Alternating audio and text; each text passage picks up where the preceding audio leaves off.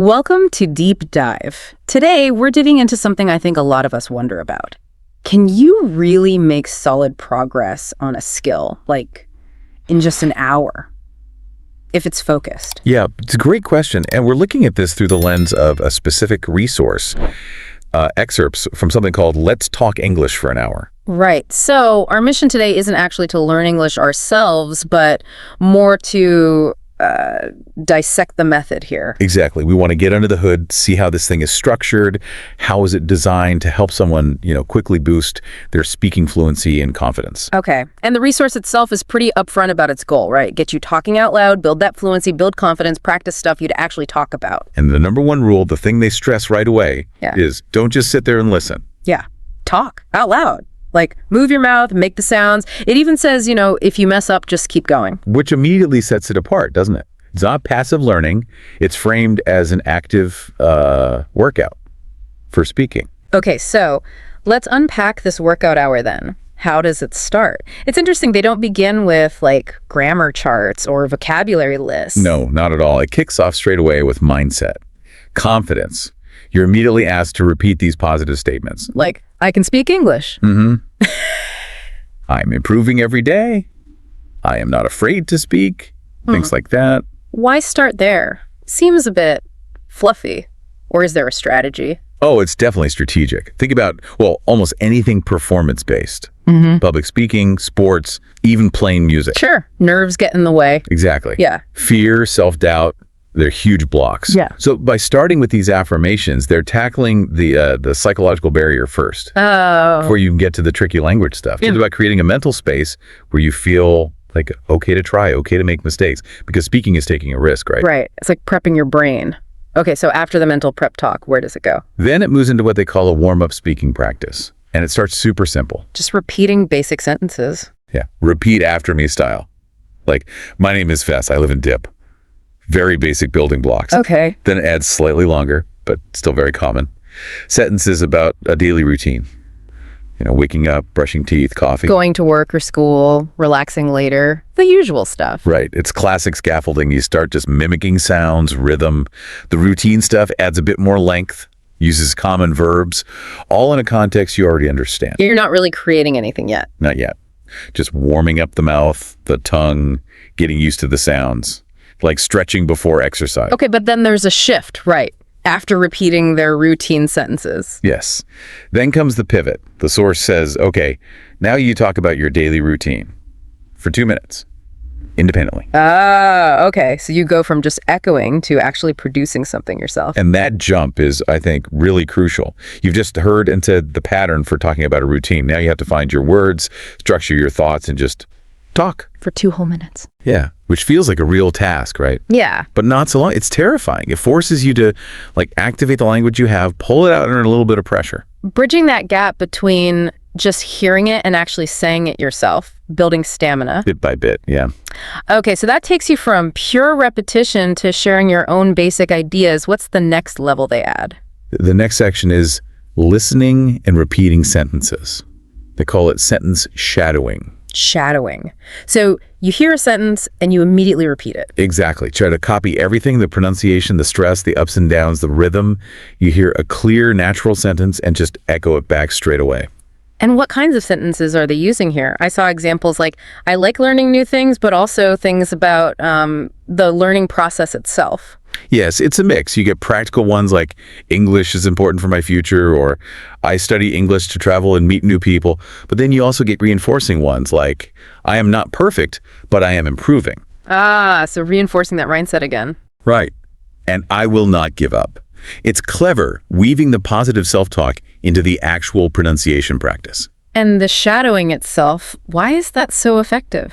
Well, you're not just saying words in isolation. You're copying the whole musicality of it, the flow. Like learning a song by ear. Kind of, yeah. Or like mimicking movements in sports. You copy someone skilled, it trains your mouth and your ears together to pick up that natural rhythm. And they even make you shadow a whole paragraph later. Something like, I believe in myself. I speak English every day. That steps it up from single sentences. Now you're practicing linking ideas together, managing your breath over longer phrases, keeping that rhythm going for a bit longer. Still guided, but more complex. Exactly. Building towards handling bigger chunks of speech. Okay, makes sense. Right. So you've done repetition, shadowing. What's next? The source shifts again to answering personal questions. Yes, and there's a really important instruction here, highlighted right in the source material. There are no wrong answers. That sounds crucial for lowering anxiety. Totally. It's about lowering that affective filter, the emotional wall that can stop learning. By asking about your life-favorite food, weekend plans, what you're wearing, who you admire. Stuff only you know the answer to. Right. There's no correct, factual answer they're looking for. The whole point is just to use the language any way you can to talk about your own reality, even simply. So the focus shifts from accuracy to just expressing yourself, communicating something personal. Precisely. The goal is natural, simple, and clear. Get the words out, make yourself understood. Don't worry about perfect grammar yet. It's about building confidence in just talking spontaneously about familiar things. Using the words you already kind of know about your own life. Exactly. Activating that personal vocabulary. Okay, so from those short personal answers, the next step seems to be daily life speaking prompts. This looks like longer speaking turns. Yeah. Now you're asked to speak for a full minute on specific topics. Things like describe your bedroom or talk about your best friend. What did you do yesterday? Describe your city. More descriptive stuff. Right. This is the next level up in complexity. You're going from just answering a question to actually generating a little mini speech, a description. A whole minute needs more structure. It does. You have to link sentences, organize your thoughts a bit, keep going on one topic. It builds those descriptive skills and just the ability to, hold the floor for a short while. Taking the personal focus from the last section, but making it a bit more structured. Mm-hmm. And the source explicitly connects this to building fluency, little by little, day by day. This is one of those little by little steps, adding a bit more speaking time, a bit more structure. You can really see the progression now. Repeat simple stuff, answer short questions about you, talk for a minute on a topic, and then it looks like a pretty big jump to role play and imagine. Yeah, this is where it gets really practical, focusing on real-world situations. Like being in a restaurant, meeting someone new. Dealing with airport stuff, job interviews, even ordering food in another country, or asking for help if you lost your phone. Scenarios you might actually encounter. Exactly. This is where, the rubber meets the road for communication. Simulating these interactions forces you to think about turn-taking functional language. Like, what do you actually say to order coffee or ask for directions? Right. And practicing it in this safe, simulated way builds up the muscle memory and the confidence for when you face it for real. It's like rehearsing. It is. Active rehearsal. And they cheer you on, too, saying things like, you're speaking like a real communicator. It reinforces that the aim is successful interaction, not just perfect sentences. Okay, almost at the end of the hour. The final piece seems to be monologue, practice, and wrap up. And they frame this one as a challenge. Yeah, the challenge is talk about your entire day from morning till night using full sentences for 3 minutes straight. Whoa, 3 minutes. That's quite a bit longer. It is. It's meant to be the culmination. It pulls everything together, describing your routine, using your personal vocabulary, structuring it like a story, keeping the flow going for a sustained period. Telling the narrative of your day. Basically, yeah. Yeah. Successfully doing that for 3 minutes is a big confidence boost. It really tests the fluency you've hopefully built up over the hour. So if we zoom out and look at the whole hour, the structure is really, really deliberate. Absolutely. It's a clear path.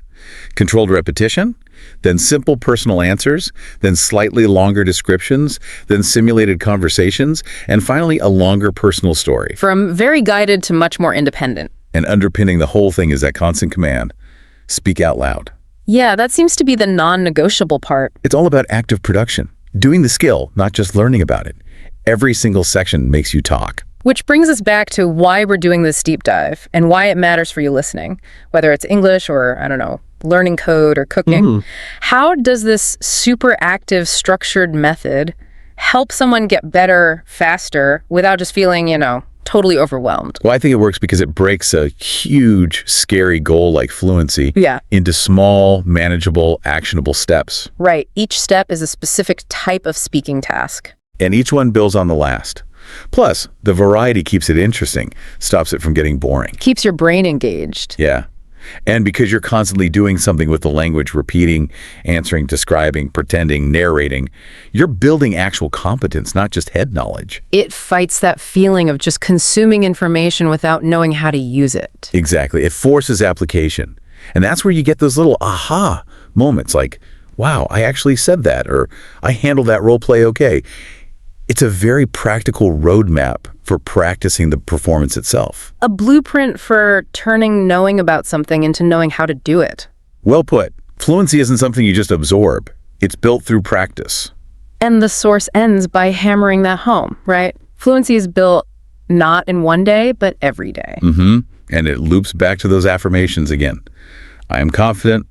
I am improving. My English is getting better. Bringing the mindset piece back in at the end. Yeah, reinforcing that the mental game is just as important right from the beginning to the very end. So this whole session is just meticulously designed to build skill through doing, through repetition, through simulation. It really makes you think. This idea of moving from guided practice to independent performance, from drills to the real thing. Yeah. Where else in your life, in your own learning, maybe a work skill or a hobby you're pursuing, where could you apply this? Focusing less on just reading or watching and more on actively doing the thing, simulating it, practicing it.